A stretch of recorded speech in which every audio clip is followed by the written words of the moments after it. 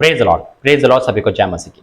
मेरे अजीजों, एक बार फिर से अद्भुत संदेश के साथ आपके सम्मुख आइए पहले प्रार्थना करते हैं। धन्यवाद करते हैं पिता परमेश्वर, आज के सारे संदेश प्रार्थना को किताब में सौंपता हूं और आज सबके सवाल का जवाब मिले, ये मेरी प्रार्थना है। यीशु के सामर्थ्य नाम से मांगते हैं, आमीन। मेरे अजीजों, आज का टाइटल है कि शादी कब और क्यों करनी चाहिए, यानी कौन से एज में शादी करें और शादी करें क्यों। भाई कुंवारे भी तो रह सकते हैं। मेरे अजीजों, सबसे बड़ी बात है, शादी परमेश्वर की ओर से एक वरदान है।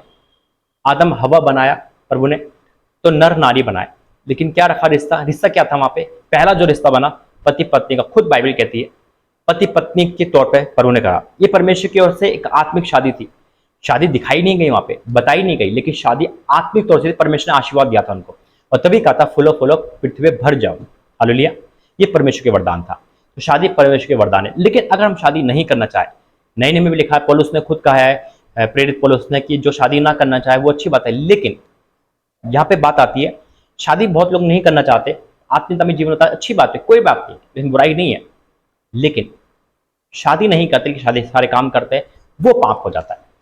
क्योंकि हम शादी नहीं कर रहे, लेकिन इसका मतलब ये नहीं कि हम फिजिकल हो रहे, हम हंस महसून कर रहे, है ना, हम गंदी फिल्म देख रहे हैं, लेकिन हम नाम के क्या है कि हम शादी नहीं कर रहे, हम कुंवारे हैं, है ना। बल्कि हमारे अंदर क्या है, पाप की अभिलाषा है। तो इससे अच्छा है इंसान सुधरे और फिर शादी करे। पहली बात, अगर हम अपने में नियंत्रण रखते हैं और हम पवित्रता में चल रहे हैं और हम शादी नहीं कर पा रहे, तो वो परमेश्वर को, बहुत लोग जिसे कुंवारे कहा जाता है, सच में वर्जन, उसको परमेश्वर ग्रहण करता है। हालेलुया। दूसरी बात, शादी क्यों करनी चाहिए। मेरे तो शादी, जैसे मैंने कहा, वरदान है। और कब करनी चाहिए, आइए पहले प्रार्थना करेंगे, वचन के द्वारा हम समझाएंगे कि परमेश्वर हमसे क्या चाहता है। धन्यवाद करते पिता, सारे वचन तेरे हाथ में सौंपता हूं, एक एक वचन के द्वारा हमसे बातें करना, समझाना, यीशु के सामर्थ्य नाम से मांगते हैं, आमीन। मेरे तो शादी करना परमेश्वर के हाथ में है। हम ये नहीं कह सकते कि शादी हम 20 साल की उम्र में करें या 30 साल की या 35 साल की, क्योंकि परमेश्वर चाहे जब हमारी शादी कभी भी करवा सकता है। हालेलुया। बस हमें परमेश्वर में बने रहना है। हाँ, हम क्या चाहिए, देखो, हम आत्मिक लोग, जो स्पिरिचुअल लोग हैं, उनको स्पिरिचुअल वरदान यानी कि परमेश्वर की खोज चाहिए। तो जो वो प्रार्थना करे तो अपने दर्शन पे फोकस करे, जो दर्शन आपको दे रखा है प्रभु ने शादी के लिए। लेकिन कई बार ऐसा होता है कि हमारे मन में एक सवाल आता है कि हम आत्मिक बन जाते हैं, यानी कि स्पिरिचुअल लाइफ में आकर, तो हमें लगता है कि हमारे जीवन साथी, चाहे लड़का चल गई, सबकी बात कर रहा हूँ, जीवन साथी परमेश्वर की ओर से एक वरदान हो। लेकिन कभी कभी क्या होता है, हमारा मन कुछ कहता है, तन कुछ कहता है। अभी मेरी शादी नहीं हो रही, शायद आपको पता होगा कि मेरी शादी हो चुकी, मेरी शादी नहीं हुई, और मैं परमेश्वर की उस बेटी का इंतजार कर रहा हूँ जो परमेश्वर ने ठहरा रखी है। लेकिन जो रिश्ता मेरे पास आता है, सुनो गौर से, अब वो मुझसे कहता है, पाशा जी हम बहुत आत्मिक है और हम चाहते हैं शादी करना, या आपके घर वाले, कोई भी ऐसा रिश्ता आता है, तो मैं सिर्फ एक बात कहता हूँ, अगर आप आत्मिक हो तो मेरे बारे में प्रभु से पूछो। प्रभु आपको क्या कहता है।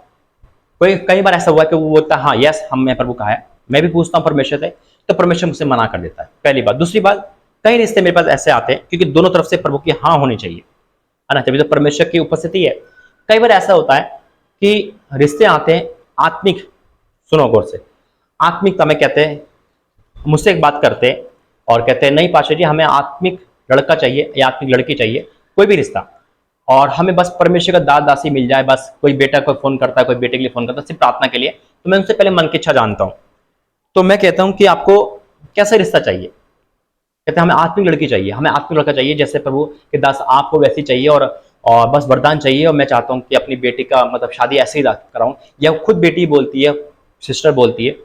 तो मैं कहता हूँ लेकिन अगर आपको प्रभु के वरदान, प्रभु के अभिषेक दास चाहिए, है ना, या परमेश्वर के विश्वासी चाहिए, अगर उनके पास पैसा नहीं है, मकान नहीं है, और मैं अपनी कहता हूँ मेरे पास पैसा मकान नहीं है, परमेश्वर है, फिर वो क्या बोलते हैं, नहीं संसार में है तो मकान भी चाहिए, संसार में तो नौकरी भी चाहिए, संसार में है तो पढ़े लिखे भी होने चाहिए। अब यहाँ पे बात आ रही है संसार की, यानी कि उनके मन में क्या है, दो रंग की बात है। मेरे ऐसे तो आसान नहीं होता कि हम आत्मिकता में आगे बढ़े और आत्मिक जीवन साथी ढूंढे, क्योंकि जीवन साथी आत्मिक के लिए हमें खुद पहले आत्मिक करना पड़ेगा, अपनी अभिलाषों को मारना पड़ेगा, और जो कोई भी माँ बाप, कोई भी घर नहीं चाहता है। देखो, अच्छा रिश्ता ढूंढना बुरी बात नहीं, लेकिन झूठ बोलकर मन में कुछ ऊपर कुछ, वो झूठ है। और मुझे पता है आज मेरे पे मकान प्रभु दे दे, मुझे दे देगा, मैं मांगूंगा मुझे दे देगा, मुझे पता है पैसा दे दे, लेकिन मैं क्यों मांगू, मेरा पैसा तो आत्मिक है, और जो मुझे प्रभु दे रहा है वो बहुत ऐसे दे रहा है। सबसे बड़ी बात है कि परमेश्वर मुझे मिल गया, मेरे गुनाहों को माफ कर दिया, सबसे बड़ी बात है, आज के डेट में मेरे पास परमेश्वर आज मुझे पैसे दे दे, मकान दे दे, एग्जाम बता रहा हूं, कोई भी रिश्ता हाँ कर देगा, लेकिन नहीं, मुझे वो रिश्ता चाहिए जो परमेश्वर की ओर से एक वरदान हो और इसी कंडीशन में हाँ करे, वो है परमेश्वर की ओर से। हालेलुया, वही आपको परखना है। मेरे अजीजों, अगर आप परमेश्वर की ओर से ये चाह रहे हो कि मुझे जीवन साथी ऐसा मिले तो वैसे कायम रहो, और चाहते हो कि मुझे भाई अच्छा मिले, संसार के तौर में गवर्नमेंट जॉब करने वाला हो, पैसे वाला हो, तो आपको वैसे ही नहीं मिला, लेकिन उसके लिए प्रार्थना करके शैतान आपकी सुन के क्या करेगा, चमकने वाली चीज तो दे देगा, चमकने वाली चीज तो दे देगा, लेकिन मिलावट कर देगा। सिर्फ पैसा देखोगे लेकिन उसकी वैल्यू कुछ नहीं आएगी, शराब पीने वाला होगा, अयाशी करने वाला होगा, आप फंस जाओगे।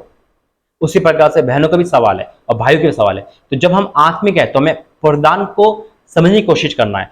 और अब मैं बताता हूं कि शादी से अनुग्रह कैसे आता है और किस प्रकार आता है। आइए प्रार्थना करेंगे वचन में, प्रभु हमें सहायता करे। धन्यवाद करते हैं वचन, एक बार फिर से वचन की प्रार्थना करता हूं, जो आप वचन दे रहे हो पूरी तरह हमारे पे हो, यीशु मसीह के नाम से मांगते हैं, आमीन। पहली बात मेरे जी, तो परमेश्वर का वचन खुद हमें कहता है, नीति वचन 18 उसका 22 में, जिसने स्त्री ब्याली उसने उत्तम पदार्थ पाया और यहोवा का अनुग्रह उस पर हुआ। यानी कि शादी परमेश्वर की ओर से वरदान है। जैसे मैंने बोला कि हवा और आदम की शादी परमेश्वर का आत्मिक शादी थी, वो दिखाई नहीं गया, लेकिन आत्मिक शादी थी, पति पत्नी का जिक्र वहां पर आया। उसी प्रकार से परमेश्वर खुद हमें लाता है हमारे जीवन साथी जब हम प्रार्थना में होते हैं। हालेलुया, और वो हमें आशीर्वाद देता है, तब शादी फलवंत होती है। शादी तो बहुत होती है लेकिन टूट जाती है, क्योंकि परमेश्वर की ब्लेसिंग उस पर नहीं होती। दूसरा मेरे अजीजों, अगर आपकी शादी में रुकावट है तो वो भी दूर होगी। और शादी क्यों जरूरी है, मैंने कहा ना, शादी अगर कोई नहीं करना चाहता लेकिन पाप ना करे। बहुत लोग शादी नहीं करते कि शादी के सारे काम करते हैं, पाप करते, व्यभिचार करते, समलिंगता करते। तो इससे अच्छा है कि आप प्रभु में आके पवित्र बनो, फिर शादी करो। पवित्र रहना बहुत जरूरी है। हालेलुया, वचन कहता है सबोद्देशक, देखो सबोद्देश में क्या लिखा है, शादी क्यों जरूरी है। सबोद्देशक 4:9 में लिखा है, 1 से 2 अच्छे हैं क्योंकि उनके परिश्रम का फल अच्छा मिलता है। हालेलुया, क्योंकि यदि उनमें से एक गिरे तो दूसरा उसको उठाएगा, परंतु हाय उस पर जो अकेला गिरे और उसका कोई उठाने ना हो। फिर यदि 2 जन एक संग सोए तो गर्म रहेंगे, परंतु कोई अकेला कैसे गर्म हो सकता है। यदि कोई अकेले पर प्रबल हो तो हो, परंतु 2 उसका सामना कर सकेंगे। जो डोरी 3 धागे से बटी हो वह जल्दी नहीं टूटती। परमेश्वर के धन्यवाद हो वचन के द्वारा। और यीशु मसीह ने कहा है, जिसे परमेश्वर जो से मनुष्य अलग ना करे। हालेलुया, और एक तन होना जीवन साथी के लिए बताया है। आज परमेश्वर ने आपको ये बताया। पहली बात, ये क्वेश्चन था कि शादी कब करनी चाहिए, तो शादी परमेश्वर की ओर से है मेरे अजीजों, एक वरदान है। वो डिसाइड करता शादी कब हो। बहुत लोग 30 साल की उम्र में शादी करना चाहते हैं, लेकिन शादी उनकी 2-3 साल पहले ही हो जाती है, यानी कि 25-26 में होती है। बहुत लोग कम उम्र में शादी करना चाहते हैं, लेकिन उनकी शादी बहुत बाद में होती है। तो शादी परमेश्वर की ओर से है, लेकिन जीवन साथी वरदान परमेश्वर की ओर से अनुग्रह मिलता है। और हमें बताया है कि शादी क्यों जरूरी है। मैं जानता हूं कि सब कुछ आप समझ गए होंगे। आइए प्रार्थना करेंगे। धन्यवाद करते हैं वचन प्रार्थना के द्वारा सबके जीवन में आशीषित हो, सबके जीवन में प्रतिफल लेके आए, सबके जीवन में शैतान को दूर करे, यीशु के सामर्थ्य नाम में, आमीन। आज का वचन प्रभु की ओर से आपके लिए पैगाम है। गॉड ब्लेस यू, जय मसीह।